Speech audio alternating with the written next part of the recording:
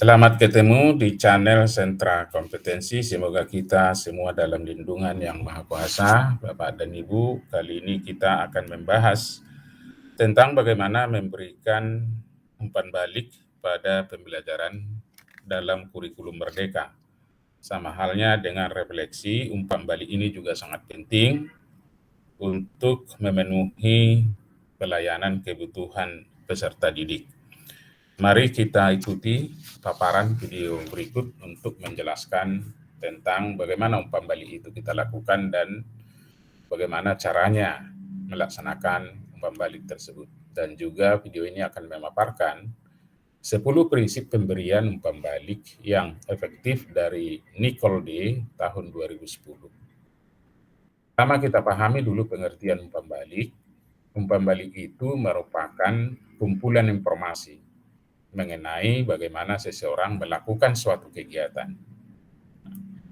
Yang kedua, umpan balik biasanya berisi hal baik yang sudah dilakukan, kemudian hal yang butuh perbaikan, dan yang bisa dikembangkan untuk aktivitas selanjutnya. Jadi itu pengertian umpan balik. Manfaat umpan balik bisa untuk guru dan juga untuk siswa. Bagi guru, umpan balik itu sangat penting untuk memberikan informasi perkembangan peserta didiknya, untuk memodifikasi pengajaran, apakah itu rencana dan pelaksanaan pembelajaran di masa depan atau berikutnya. Sedangkan untuk siswa sendiri, umpan balik itu membantu peserta didik untuk mengetahui kelebihan dan kekurangan mereka, sehingga dapat mengatur dan merasa berperan dalam proses pembelajaran mereka. Yang kedua, umpan balik juga memberikan kepada sesama teman untuk kesempatan peserta didik untuk belajar dari satu dengan yang lainnya. Nah, itulah manfaat dari umpan balik yang penting kita lakukan di dalam proses pembelajaran kurikulum Merdeka. Selanjutnya ada 10 prinsip pemberian umpan balik yang efektif menurut Nicole tahun 2010 di dalam bukunya Assessment and Evaluation in Higher Education. Halaman 35 disebutkan, prinsip pertama dari pemberian umpan balik itu adalah mudah dimengerti. Mudah dimengerti maksudnya bahasanya yang dipakai sederhana. Dan yang kedua, umpan balik harus selektif, artinya memberikan komentar yang detail, 2 atau 3 hal yang dapat dikerjakan siswa. Kemudian yang ketiga, umpan balik itu perlu melihat ke depan. Artinya memberikan masukan bagaimana memperbaiki diri untuk tugas proyek berikutnya. Prinsip yang keempat adalah umpan balik harus seimbang, artinya memberikan pujian atas capaian dan juga masukan untuk perbaikan. Prinsip kelima, konseptual, artinya dihubungkan dengan capaian pembelajaran profil dan kriteria penilaian aktivitas. Yang keenam, umpan balik diberikan tepat waktu, artinya umpan balik itu cukup waktu agar bisa dipakai untuk memperbaiki diri di kegiatan berikutnya. Prinsip yang ketujuh adalah lebih dari penilaian, artinya bukan hanya fokus kepada penilaian performa saja, tetapi juga kepada pencapaian target tertentu. Yang kedelapan adalah spesifik, artinya berhubungan langsung dengan aktivitas yang dinilai. 9, melihat ke belakang, mengacu kepada kemajuan dan pencapaian peserta didik yang diketahui dari penilaian sebelumnya. Dan prinsip yang 10 adalah transferable, maksudnya bahwa fokus kepada proses pembelajaran yang mengembangkan keterampilan yang lintas pekerjaan dan konteks kehidupan. Inilah 10 prinsip yang diberikan oleh Nicole untuk mempermudah Bapak dan Ibu guru dalam melaksanakan umpan balik. Sekarang kita lihat cara membuat umpan balik yang efektif. ada beberapa yang diketahui supaya kita bisa membuat umpan balik yang efektif. Terdiri dari pick up. Artinya, pick up itu mengklarifikasi tujuan dengan peserta didik. Kemudian umpan balik terdiri dari feedback. Ini merupakan tanggapan atas pekerjaan peserta didik dan kemajuan mereka. Sedangkan syarat yang ketiga harus ada feedback, yaitu saran bagi peserta didik untuk dipakai di masa depan menggunakan data dari feedback. Nah, selanjutnya yang kedua, umpan balik yang efektif. Efektif itu membutuhkan tujuan dan sasaran yang jelas dan dapat dimengerti oleh peserta didik maupun guru. Dan yang ketiga adalah memungkinkan peserta didik untuk dapat mengidentifikasi atau mengenali yang pertama, misalnya apa yang mereka ketahui. Yang kedua, apa yang mereka pahami. Yang ketiga, di mana mereka membuat kesalahan. Dan keempat, mereka mengetahui di mana mereka memiliki kesalahpahaman. Dan yang kelima, kapan mereka terlibat atau tidak terlibat dalam pembelajaran. Nah, ketika ini sudah terlihat, maka umpan balik itu akan punya pengaruh kepada peserta didik.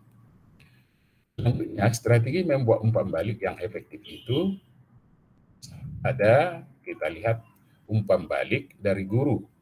Maka guru perlu membuat panduan pertanyaan agar bisa disusun umpan balik itu dengan baik. Misalnya, apa saja komponen penting yang perlu ada dalam umpan balik. Yang kedua, komen apa yang bisa dipakai guru untuk menjadi acuan penulisan umpan balik yang efektif dan objektif. Dan yang ketiga, apakah ada format umpan balik yang sederhana dan mudah dipahami oleh peserta didik. Dan yang keempat adalah seberapa sering umpan balik harus diberikan kepada peserta didik. Dan yang kelima, seberapa panjang dan detail penulisan umpan balik yang efektif apabila diberikan tertulis. Dan selanjutnya, bagaimana agar tertarik untuk membaca umpan balik dan mendapatkan manfaat yang maksimal. Maksudnya, siswa yang mendapat manfaat yang maksimal. Pertanyaan-pertanyaan ini dapat memandu Bapak dan Ibu guru dalam menyusun umpan balik. Tentunya masih banyak pertanyaan-pertanyaan yang bisa kita ajukan untuk melihat apakah umpan balik kita bisa terlaksana dengan baik nantinya. Selanjutnya, umpan balik bisa berasal dari teman siswa itu sendiri. Maka guru perlu memberikan panduan atau pertanyaan yang diberikan kepada siswa supaya mereka bisa memberikan umpan balik kepada temannya. Misalnya, apa saja komponen penting yang perlu ada, kemudian apa yang bisa kamu pakai untuk membantu kamu memberikan umpan balik yang efektif dan objektif bagi temanmu. Apa hal yang baik yang sudah dilakukan oleh temanmu? Kemudian, apa hal yang bisa diperbaiki, dikembangkan lagi oleh temanmu? Apa yang bisa dilakukan oleh temanmu agar karyanya bisa lebih baik lagi di kemudian hari? Informasi apa yang akan temanmu? Nah, pertanyaan-pertanyaan ini bisa diberikan oleh guru sehingga peserta didik bisa membuat umpan balik bagi temannya sendiri. Nah, selanjutnya mari kita lihat contoh dan bentuk umpan balik yang berjenjang yang sudah diuraikan tadi sebelumnya. Pertama, umpan balik itu yang paling rendah itu bentuknya klarifikasi. Nah, ini contohnya bisa kita berikan pertanyaan, apa yang kamu maksud dengan titik-titik ini diisi, kemudian bisa tolong jelaskan lagi tentang, silahkan dilanjutkan, dan juga bagaimana itu bisa terjadi. Nah, pertanyaan seperti ini termasuk umpan balik klarifikasi. Kemudian ada umpan balik yang bersifat penilaian. Misalnya kita buat pertanyaan, bagian ini efektif karena titik-titik. Kemudian Ini menarik karena kemudian kita isikan alasannya. Dan juga ide ini yang bagus untuk titik-titik. Nah, ini bentuk umpan balik. Kemudian umpan balik bisa berupa perhatian. Misalnya, saya membayangkan bagaimana jika titik-titik. Apakah mungkin jika titik-titik. Saya belum paham bagaimana, nah, kita isikan ini titik-titik. Bagaimana kamu bisa titik-titik. Ini bisa dilanjutkan apakah itu berupa materi atau kegiatan atau sesuatu. Nah, ini bentuk perhatian. Nah, selanjutnya jenjang yang keempat adalah bentuk saran yang diberikan saran kepada peserta didik. Misalnya, pernahkah kamu berpikir tentang titik-titik? Kemudian bagaimana kalau menambahkan? Jadi dia berupa saran. Bisakah kamu menghapus bagian titik-titik? Nah, ini bentuk umpan balik. Kemudian yang terakhir ada umpan balik bentuk apresiasi. Misalnya, saya bisa melihat pekerjaan ini bisa saya gunakan juga. Gitu. Kemudian, saya belajar titik-titik dari jawabanmu. Kita isikan titik-titiknya, apakah itu kegiatan, materi, hasil pekerjaannya, dan sebagainya.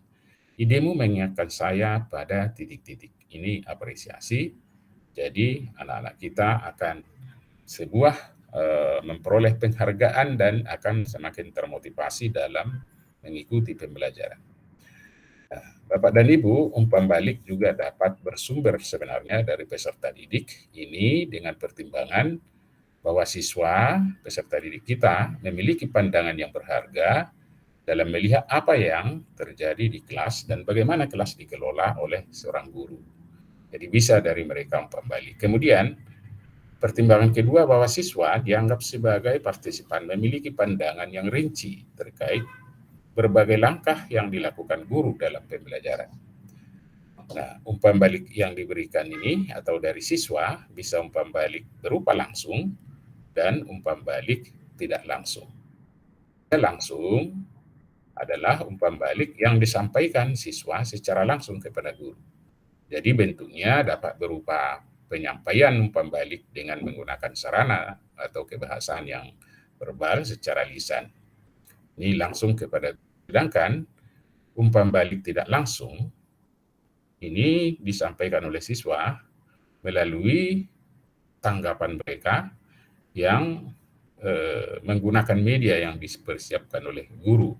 Seperti bisa media yang sudah dipersiapkan guru atau bahan, angke atau kuesioner, bisa juga catatan tanggapan bebas, bisa point emotion dan juga bull eyes. Ini kalau umpan balik yang kita berikan secara tidak langsung dan ini sifatnya tertulis. Kemudian nanti hasil angke itu akan kita olah dan kita analisis sehingga terlihat apa saja kebutuhan anak-anak kita dan bisa juga menjadi koreksi buat guru untuk memperbaiki perencanaan pembelajaran, pelaksanaan pembelajaran, dan juga evaluasi yang dilakukan. Nah, inilah manfaat umpan balik, Bapak dan Ibu, yang perlu kita terapkan di kurikulum Merdeka.